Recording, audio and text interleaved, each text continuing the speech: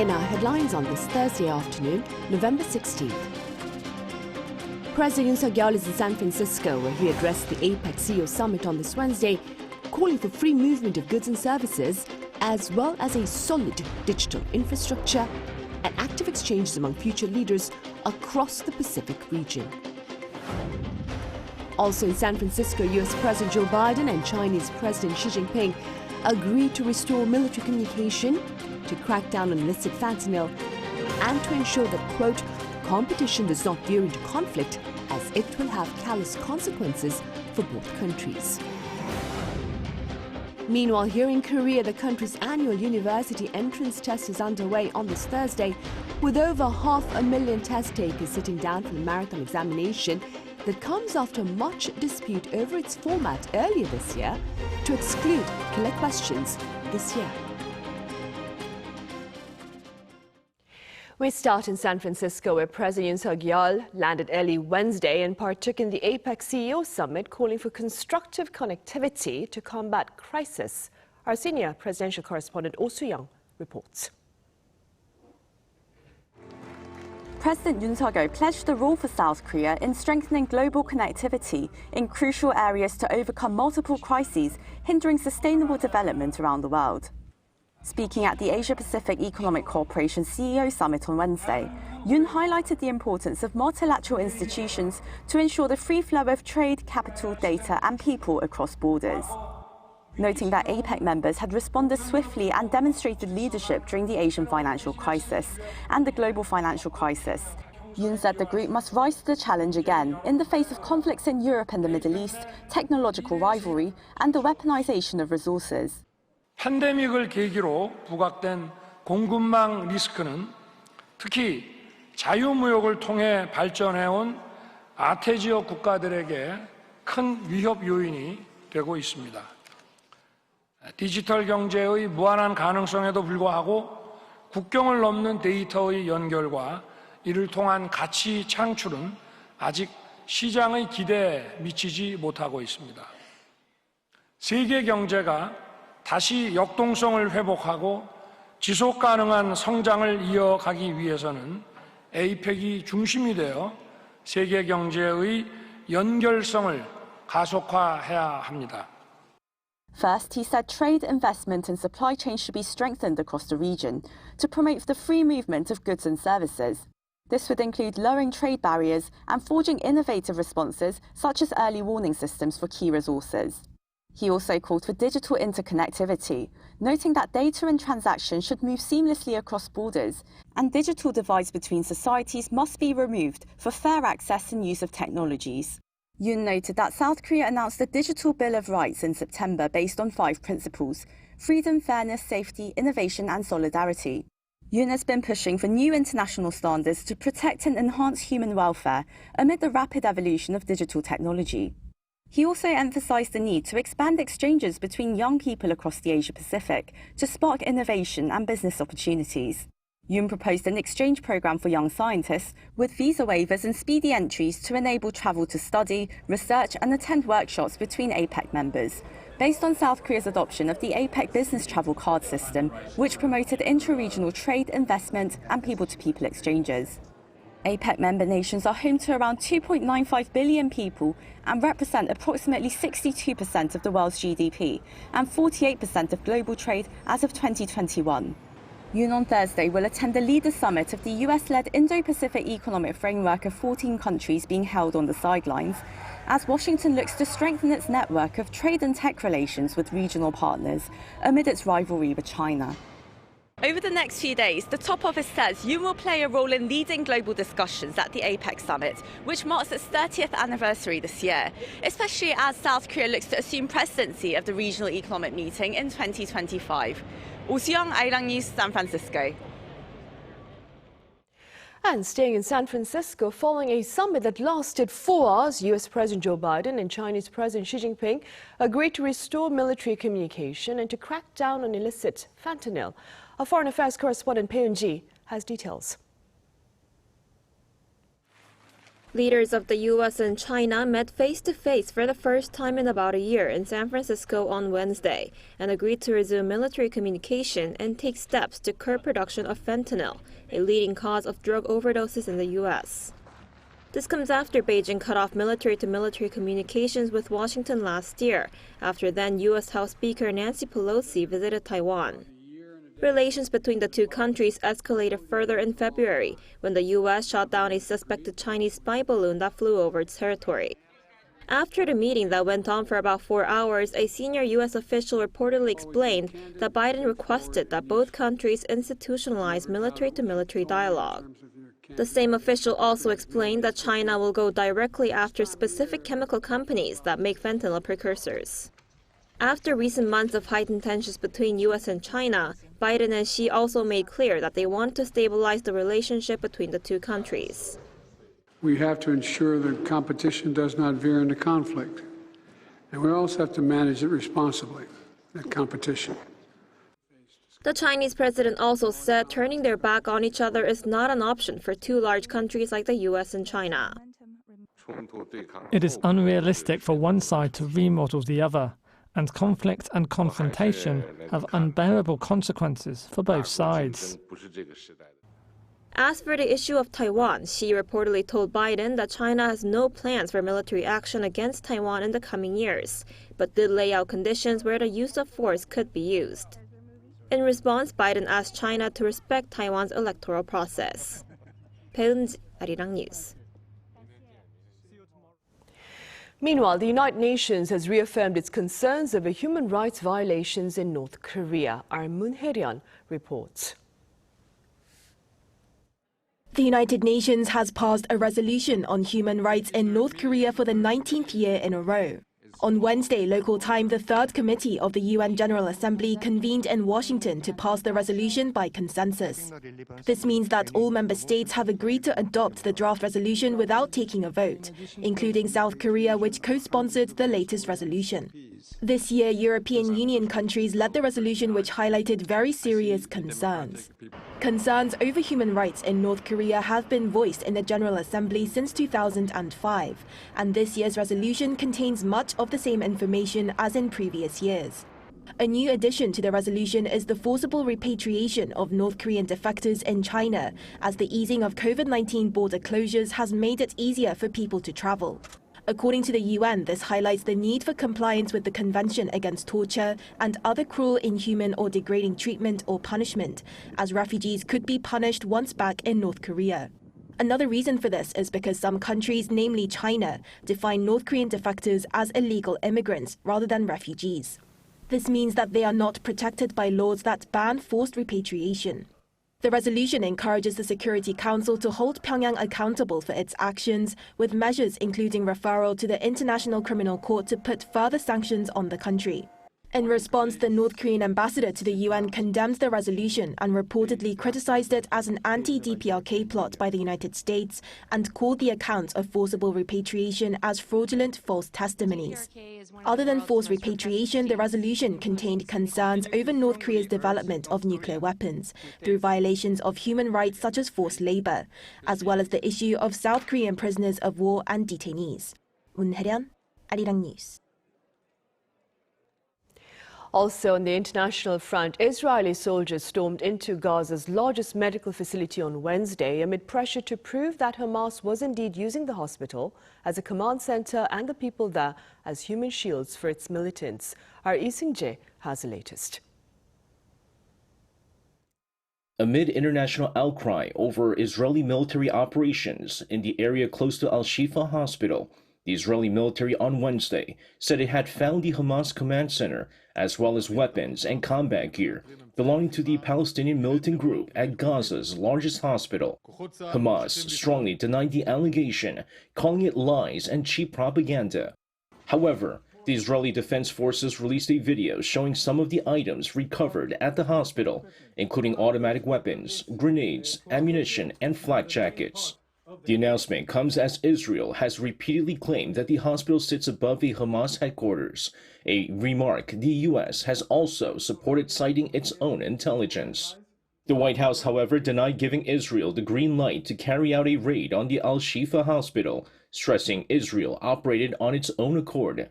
According to National Security Council spokesperson John Kirby on Wednesday, the U.S. did not okay the military operations around the hospital, as the Israeli military acted in accordance with their own establishment procedures. The comments come after Hamas said the storming of the Al-Shifa hospital represents an American green light for the Israeli occupation. Meanwhile, Qatari officials announced Wednesday that they are currently working on a deal between Hamas and Israel that includes the release of around 50 civilian hostages from Gaza in exchange for a 3-day ceasefire. The deal, which is currently being coordinated with the U.S., could potentially see Israel release some Palestinian women and children from Israeli jails, while increasing the number of humanitarian aid allowed into Gaza. If realized, it would mark the largest release of hostages since the armed conflict began on October 7th. Lee Seung-jae, Arirang News.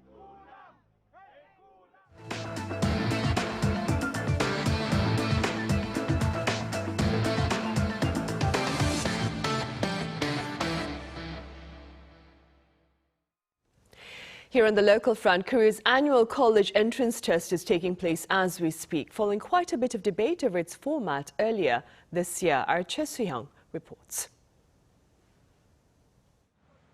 Suneung, the college entrance exam in South Korea, is taking place this Thursday. More than 500,000 mainly high school students are taking in the exam. The entire country is dedicated to ensuring a smooth and supportive environment for the test takers on this significant day. In Korea, where there is a strong desire to attend the top universities, the Suneung Day is a nationwide event. Local police officers and Marine Corps Veterans Associations also stepped up to assist in the smooth running of the exam. During the English listening test from 1:05 p.m. to 1:40 p.m., flights were suspended and there were restrictions on train and vehicle traffic. The test locations opened at 6:40 a.m. and the Suneung began at 8:40 a.m. with Korean language. Normally, the whole exam lasts about 8 hours, but depending on the number of elective subjects, some students can end up taking the Suneung for more than 9 hours. The school gate zone is filled with parents wishing the students good luck. You did your best, so don't stress about the outcome. Be satisfied with your effort and stay positive till the end. This year, a total of 504,588 students are taking the Suneung, about 3,500 fewer than last year. Of those, 31.7% are retaking the exam, marking the highest proportion of retakes in 28 years. This year, it's expected that the college entrance exam will be easier as directed by President Yoon with difficult questions, the so-called killer questions being excluded. This is partly driving the high number of retakes, as is the trend of wanting to go to medical school. Also, this year marks the 4th Suneung since the outbreak of COVID-19, but due to relaxed quarantine measures, even students with COVID-19 can wear masks and take the exam in the same testing room as others. The Suneung, like a marathon, will continue with math, English and elective subjects, concluding at 5:45 p.m. Suneung, Arirang News.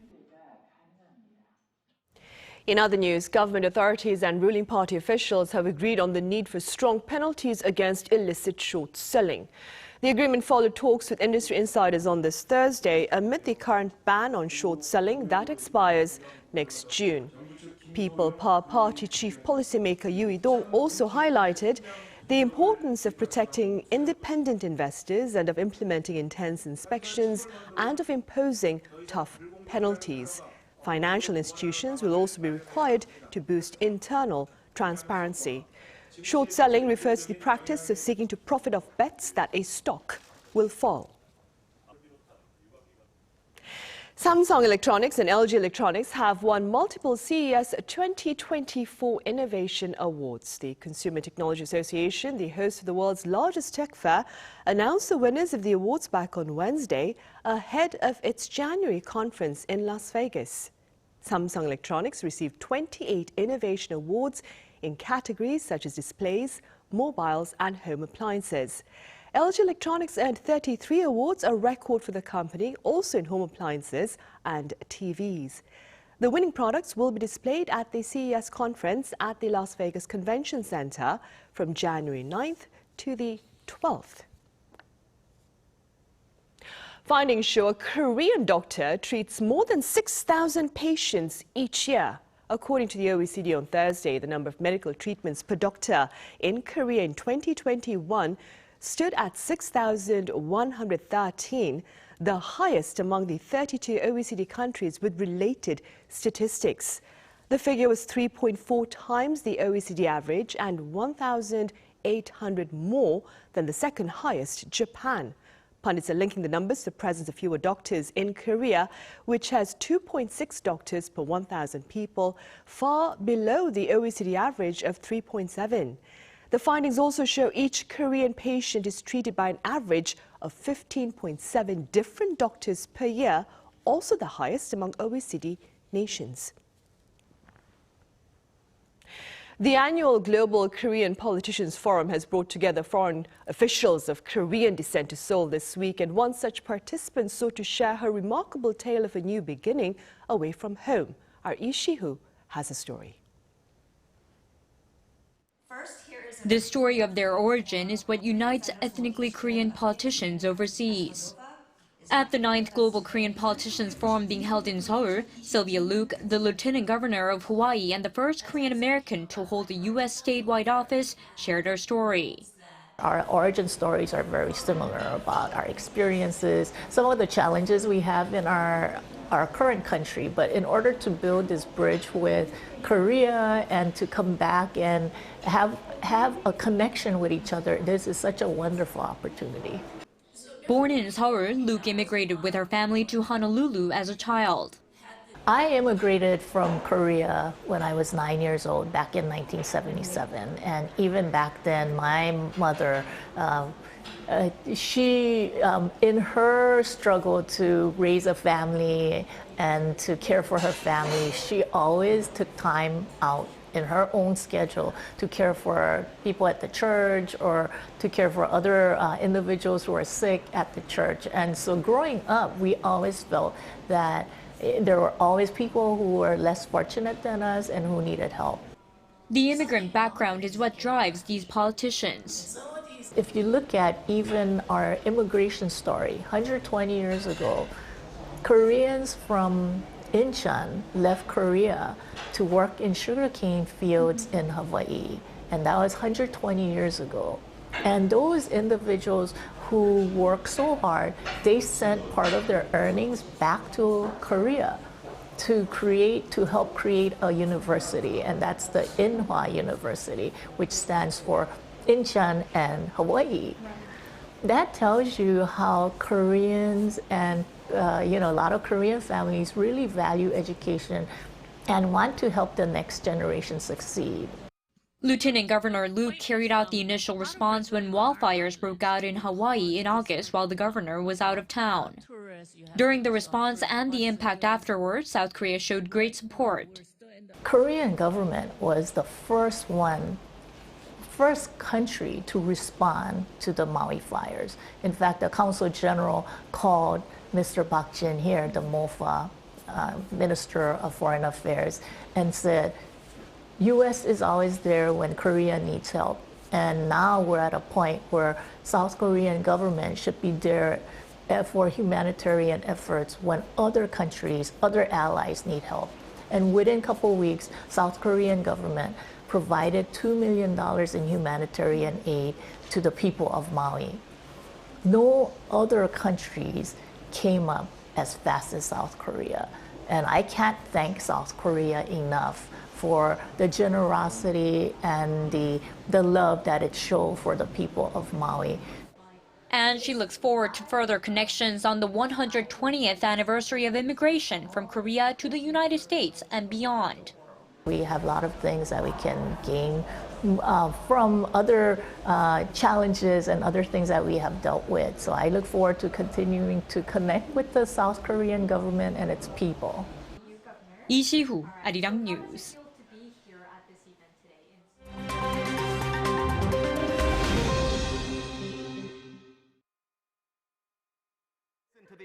Let's take a look at what's going on in the world now.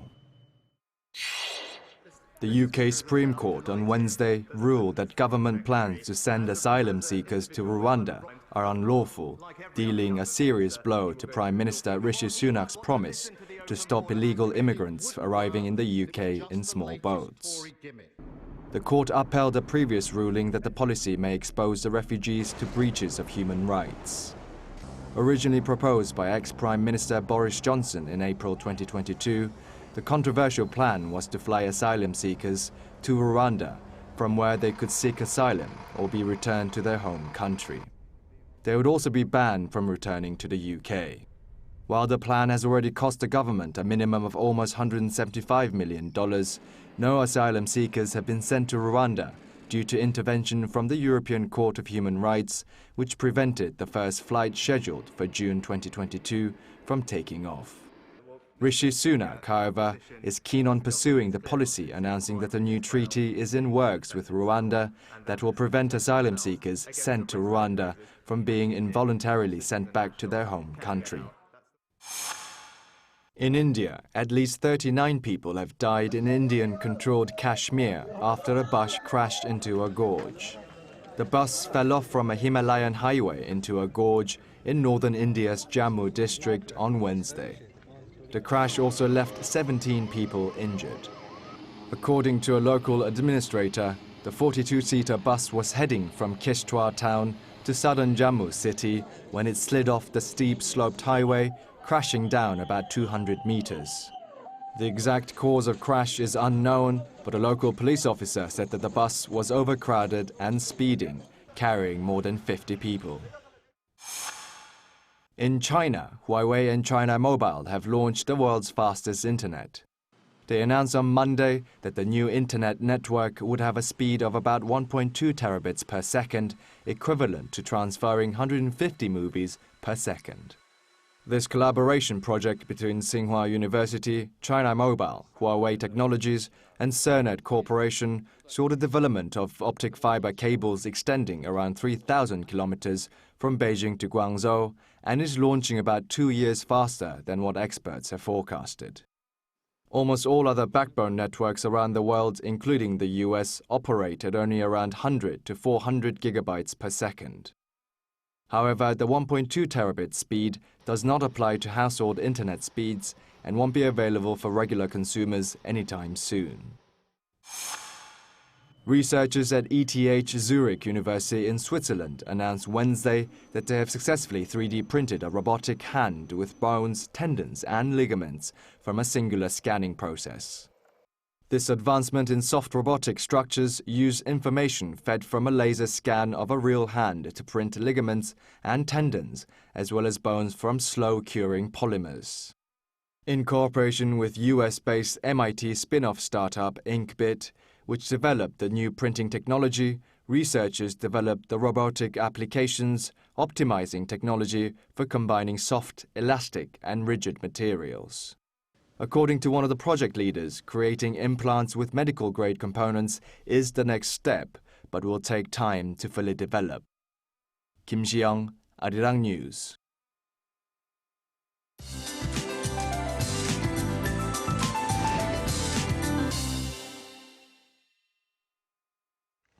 Good afternoon. It's Suneung Day in Korea. The weather wouldn't have been much of a problem on the way to the test site this morning. But the rain that started in the west, which will gradually spread nationwide, will bring a big chill to the country. 5 to 30 millimeters of showers are in the forecast nationwide through tonight. Wasn't yesterday afternoon so much more comfortable? It was about 12 degrees, but it surely was a relief from the recent cold snap. But we won't have those temperatures again until Sunday afternoon. And for today, we'll stay about 7 degrees through the afternoon, then even colder by the time test takers head home with sub-zero morning temperatures in store for tomorrow. Highs are 2 to 5 degrees lower than yesterday in most places, with higher levels of ultrafine dust in the capital area and Chungcheongdo provinces today. Then we are going down to sub-zero again in Seoul, with a chance of that the season's first snow will fall in some parts of Korea. That's Korea for you, and here's a look at the international weather conditions.